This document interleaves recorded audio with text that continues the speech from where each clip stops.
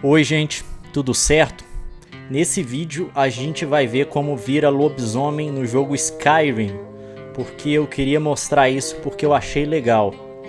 Eu tô usando boné porque todo mundo me zoou no último vídeo, falando que meu cabelo parecia com o do Restart e do Justin Bieber, só porque ele tá grande.